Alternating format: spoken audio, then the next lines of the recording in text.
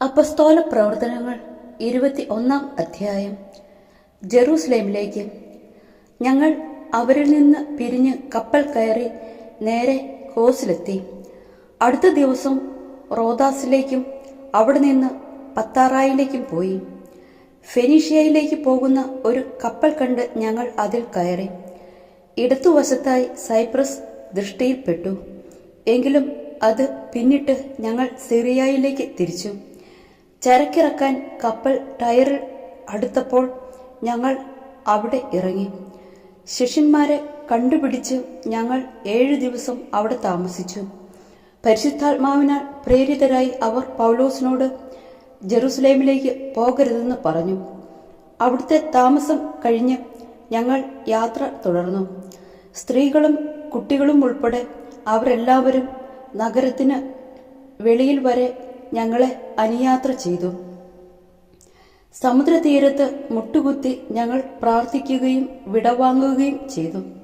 പിന്നെ ഞങ്ങൾ കപ്പലിൽ കയറി അവർ വീടുകളിലേക്ക് മടങ്ങി. ടയറിൽ നിന്നുള്ള യാത്രയുടെ അവസാനത്തിൽ ഞങ്ങൾ ടൊളോമായിസിൽ എത്തിച്ചേർന്നു. അവിടെ സഹോദരരെ അഭിവാദനം ചെയ്യുകയും അവരുടെ കൂടെ ഒരു ദിവസം താമസിക്കുകയും ചെയ്തു. അടുത്ത ദിവസം ഞങ്ങൾ അവിടെ നിന്ന് പുറപ്പെട്ട് കേസറിയയിലെത്തി. 7 പേരിൽ ഒരുവനും സുവിശേഷ പ്രസംഗകനുമായ പീലിപ്പോസിന്റെ വീട്ടിൽ ചെന്ന് അവന്റെ കൂടെ താമസിച്ചു. കന്യകമാരും പ്രവചനവരം ലഭിച്ചവരുമായ 4 പുത്രിമാർ അവനുണ്ടായിരുന്നു. കുറെ ദിവസം കഴിഞ്ഞപ്പോൾ അഗാബോസ് എന്നു പേരുള്ള ഒരു പ്രവാചകൻ യൂദയായിൽ നിന്ന് അവിടെ എത്തി. അവൻ ഞങ്ങളുടെ അടുത്തു വന്ന് പൗലോസിന്റെ അരപ്പട്ട എടുത്ത് അതുകൊണ്ട് സ്വന്തം കൈകാലുകൾ ബന്ധിച്ചിട്ട് ഇപ്രകാരം പ്രസ്താവിച്ചു: പരിശുദ്ധാത്മാവ് അരുളി ചെയ്യുന്നു, ജെറുസലേമിൽ വെച്ച് യഹൂദന്മാർ ഈ അരപ്പട്ടയുടെ ഉടമസ്ഥനെ ഇതുപോലെ ബന്ധിക്കുകയും വിജാതിയർക്ക് ഏൽപ്പിച്ചു കൊടുക്കുകയും ചെയ്യും. ഇത് കേട്ടപ്പോൾ ഞങ്ങളും അവിടെ ഉണ്ടായിരുന്ന ജനങ്ങളും പൗലോസിനോട് ജെറുസലേമിലേക്ക് പോകരുതെന്ന് അഭ്യർത്ഥിച്ചു. അപ്പോൾ അവൻ പറഞ്ഞു, നിങ്ങൾ എന്താണ് ഈ ചെയ്യുന്നത്?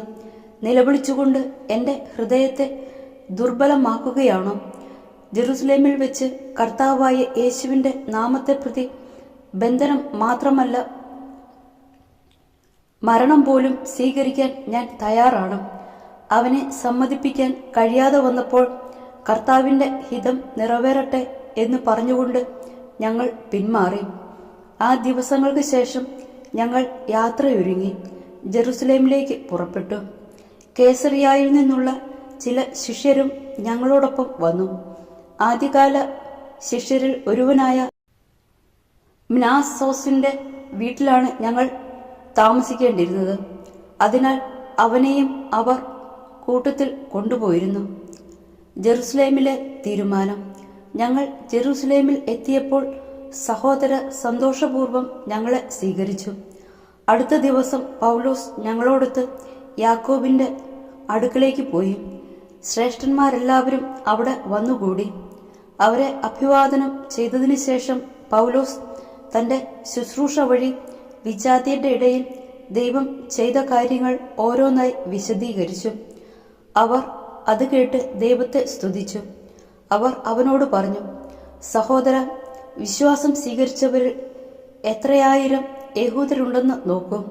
അവരെല്ലാം നിയമം പാലിക്കുന്നതിൽ വലിയ നിഷ്ഠയുള്ളവരുമാണ്. എന്നാൽ ശിശുക്കളെ പരിച്ഛേദനം ചെയ്യുകയോ പരമ്പരാഗതമായ ആചാരങ്ങൾ അനുഷ്ഠിക്കുകയോ വേണ്ട എന്ന് പറഞ്ഞുകൊണ്ട് മോശയെ അവഗണിക്കാൻ വിജാതിയരുടെ ഇടയിലുള്ള യഹൂദരെ പഠിപ്പിക്കുന്നുവെന്ന് അവർ കേട്ടിരിക്കുന്നു. നീ വന്നിട്ടുണ്ടെന്ന് അവർ തീർച്ചയായും അറിയും. എന്താണിനി ചെയ്യേണ്ടത്? അതിനാൽ ഞങ്ങൾ പറയുന്നത് പോലെ നീ പ്രവർത്തിക്കുക. വ്രതമെടുത്ത 4 പേർ ഞങ്ങളുടെ കൂടെയുണ്ട്. അവരോടൊപ്പം പോയി നീയും നിന്നെ തന്നെ ശുദ്ധീകരിക്കുക. അവരുടെ ശിരോമുണ്ഡനത്തിനുള്ള ചെലവും നീ വഹിക്കുക. അങ്ങനെ നീ തന്നെ നിയമമനുസരിച്ച് ജീവിക്കുന്നുവെന്നും നിന്നെക്കുറിച്ച് അവർ കേട്ടിരിക്കുന്ന വാർത്തയിൽ കഴമ്പില്ലെന്നും സകലരും അറിഞ്ഞുകൊള്ളും. എന്നാൽ വിശ്വാസം സ്വീകരിച്ച വിജാതീയരെ സംബന്ധിച്ചിടത്തോളം ഞങ്ങൾ ഒരു എഴുത്തയച്ചിട്ടുണ്ട്. വിഗ്രഹങ്ങൾക്ക് അർപ്പിച്ച വസ്തുക്കൾ, രക്തം, കഴുത്ത് ഞെരിച്ച് കൊല്ലപ്പെട്ടവ, വ്യഭിചാരം എന്നിവയിൽ നിന്ന് അവർ അകന്നിരിക്കണമെന്ന് ഞങ്ങളുടെ തീരുമാനവും അതുവഴി അറിയിച്ചിട്ടുണ്ട്. പൗലോസ് അവരെ കൂട്ടിക്കൊണ്ടുപോയി. അടുത്ത ദിവസം തന്നെ അവരോടൊപ്പം ശുദ്ധീകരണ കർമ്മം നടത്തി. അവരുടെ ശുദ്ധീകരണം പൂർത്തിയാകുന്ന ദിവസവും അവർക്കോരോരുത്തർക്കും വേണ്ടി ബലിയർപ്പിക്കാനുണ്ടെന്ന വിവരവും അറിയിക്കാൻ വേണ്ടി അവൻ ദേവാലയത്തിൽ പോയി. പൗലോസിനെ ബന്ധിക്കുന്നു. 7 ദിവസം തികയാറായപ്പോൾ ഏഷ്യയിൽ നിന്നുള്ള യഹൂദർ അവനെ ദേവാലയത്തിൽ കണ്ടു. അവർ ജനക്കൂട്ടത്തെ ഇളക്കുകയും അവനെ പിടികൂടുകയും ചെയ്തു. അവർ വിളിച്ചു പറഞ്ഞു, ഇസ്രയേൽ ജനമേ, സഹായിക്കുവിൻ. ജനത്തിനും നിയമത്തിനും ഈ സ്ഥലത്തിനും എതിരായി എല്ലായിടത്തും ആളുകളെ പഠിപ്പിക്കുന്നവൻ ഇവൻ തന്നെ. മാത്രമല്ല, ഇവൻ ഗ്രീക്കുകാരെ ദേവാലയത്തിൽ കൊണ്ടുവന്ന് ഈ പരിശുദ്ധ സ്ഥലം അശുദ്ധമാക്കുകയും ചെയ്തിരിക്കുന്നു. എന്തെന്നാൽ നഗരത്തിൽ വെച്ച് നേരത്തെ അവനോടൊപ്പം എഫേസോസുകാരനായ ത്രോഫിമോസിനെയും അവർ കണ്ടിരുന്നു. പൗലോസ് അവനെയും ദേവാലയത്തിൽ കൊണ്ടുവന്നിരിക്കും എന്ന് അവർ വിചാരിച്ചു. നഗരം മുഴുവൻ പ്രക്ഷുബ്ധമായി. ആളുകൾ ഓടിക്കൂടി. അവർ പൗലോസിനെ പിടിച്ച് ദേവാലയത്തിന് പുറത്തേക്ക് വലിച്ചിഴച്ചുകൊണ്ടുവന്നു. ഉടൻ തന്നെ വാതിലുകൾ അടയ്ക്കുകയും ചെയ്തു. അവർ പൗലോസിനെ കൊല്ലാൻ ശ്രമിച്ചുകൊണ്ടിരിക്കുമ്പോൾ ജെറുസലേം മുഴുവൻ ബഹളത്തിലാണെന്ന് അറിവ് ലഭിച്ചു. അവൻ ഉടൻ തന്നെ ഭടന്മാരെയും ശതാധിപന്മാരെയും കൂട്ടിക്കൊണ്ട് അവരുടെ അടുത്തേക്ക് പാഞ്ഞെത്തി. ഭടന്മാരെയും സഹസ്രാധിപനെയും കണ്ടപ്പോൾ പൗലോസിനെ പ്രഹരിക്കുന്നതിൽ നിന്ന് അവർ വിരമിച്ചു. സഹസ്രാധിപൻ വന്ന് അവനെ പിടിച്ചു. അവനെ 2 ചങ്ങലകൾ കൊണ്ട് ബന്ധിക്കാൻ അവൻ കൽപ്പിച്ചു. അവൻ ആരാണെന്നും എന്തു ചെയ്തുവെന്നും സഹസ്രാധിപൻ അന്വേഷിച്ചു. ആൾക്കൂട്ടത്തിൽ ഓരോരുത്തരും ഓരോന്നും വിളിച്ചു പറഞ്ഞുകൊണ്ടിരുന്നു. ബഹളം നിമിത്തം വസ്തുത ഗ്രഹിക്കാൻ കഴിയാതെ വന്നപ്പോൾ അവനെ പാളയത്തിലേക്ക് കൊണ്ടുവരാൻ അവൻ കൽപ്പന നൽകി. നടയിലെത്തിയപ്പോഴേക്കും ജനക്കൂട്ടത്തിന്റെ കയ്യേറ്റ നിമിത്തം പടയാളികൾ അവനെ എടുത്തുകൊണ്ടു പോവുകയാണ് ചെയ്തത്. അവനെ കൊല്ലുക എന്ന് വിളിച്ചു പറഞ്ഞുകൊണ്ട് ജനക്കൂട്ടം പിറകെ കൂടി സഹസ്രാധിപന്റെ മുമ്പിൽ. പാളയത്തിലെത്താറായപ്പോൾ പൗലോസ് സഹസ്രാധിപനോട് പറഞ്ഞു, ഞാൻ ഒരു കാര്യം പറഞ്ഞുകൊള്ളട്ടെ.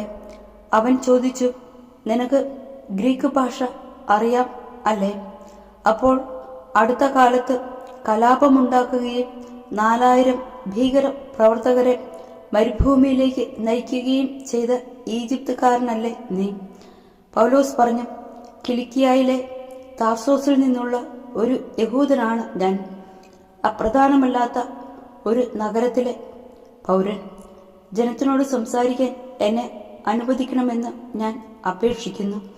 അനുവാദം കിട്ടിയപ്പോൾ പൗലോസ് നടയിൽ നിന്നുകൊണ്ട് ജനത്തോട് ആംഗ്യം കാണിച്ചു. അവർ പൂർണ്ണ നിശബ്ദരായി. ഹെബ്രായ ഭാഷയിൽ അവൻ പ്രസംഗമാരംഭിച്ചു.